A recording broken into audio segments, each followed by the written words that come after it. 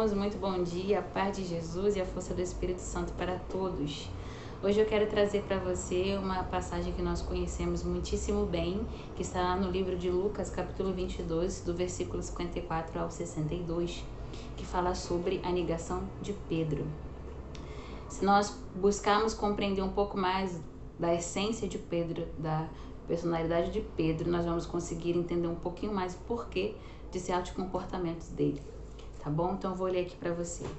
Prenderam-no então e conduziram-no à casa do príncipe dos sacerdotes. Pedro seguia-o de longe, acenderam fogo no meio do pátio, assentaram-se ao redor. Pedro veio sentar-se com eles. Uma criada percebeu-o sentado junto ao fogo, encarou de perto e disse: também este homem estava com ele, mas ele negou: mulher, não o conheço. Pouco depois viu outro e disse-lhe: também tu és um deles. Pedro respondeu: não, eu não sou. Passada quase uma hora, afirmavam outro: certamente também este homem estava com ele, pois este também é galileu. Mas Pedro disse: meu amigo, não sei o que queres dizer.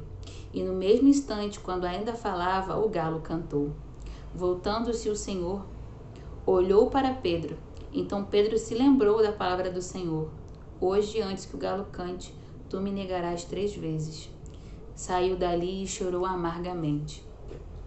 Bom, meus irmãos, de acordo com alguns estudiosos, filósofos, né? São Pedro, nosso primeiro papa, ele era sanguíneo, ele tinha um temperamento que era voltado a coisas iniciais, né? Pessoas que são muito vibrantes, entusiasmadas em começar algo, mas não dão uma continuidade, não tem raiz, não tem profundidade, são inconstantes, né? O nome chamado fogo de palha.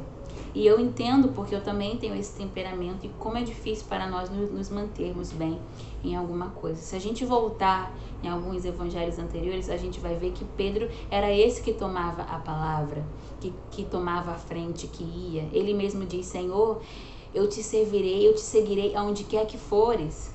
E no entanto, Jesus disse: Pedro, Pedro, antes que o galo cante, tu me negarás 3 vezes. Então, como que acontece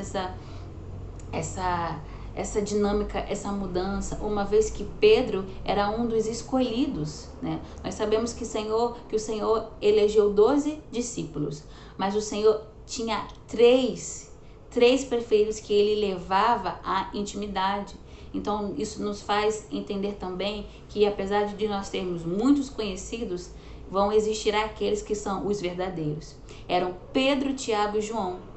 Pedro, Tiago e João, o Senhor os conduziu ao Monte Tabor.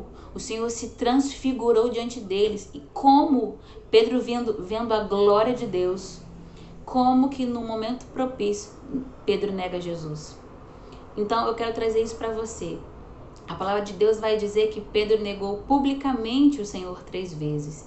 E aí, trazendo para a nossa vida, quantas das vezes nós não negamos o Senhor publicamente, mas nós o negamos no oculto, no secreto, não é verdade? Talvez você possa dizer: mas eu não sou Pedro, eu não nego Jesus, eu participo da igreja, eu participo do movimento X, da pastoral Y, mas será que nós não estamos negando o Senhor com as nossas atitudes? Quando nós nos colocamos como Senhor da nossa vida, como aqueles que sabem, que ditam as regras, nós estamos negando esse reinado que Cristo veio fazer sobre a terra.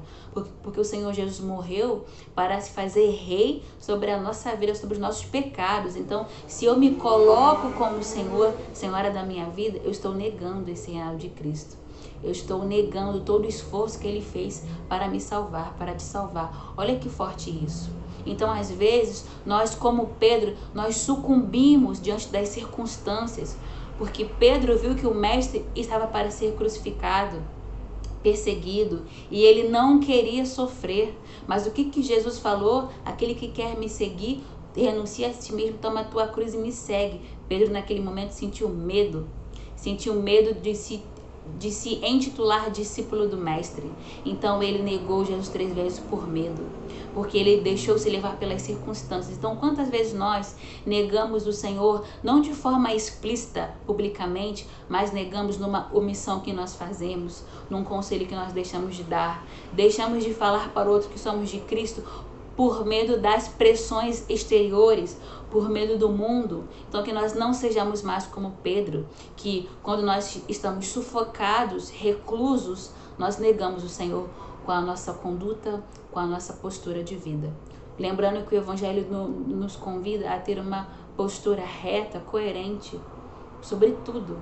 Nossa mente, nossa forma de falar, de vestir, de nos comportar, precisa nos lembrar o Mestre Jesus. Então, será que nós estamos negando o Senhor com as nossas atitudes? Ou estamos exaltando o Cristo que veio ser Senhor e Rei?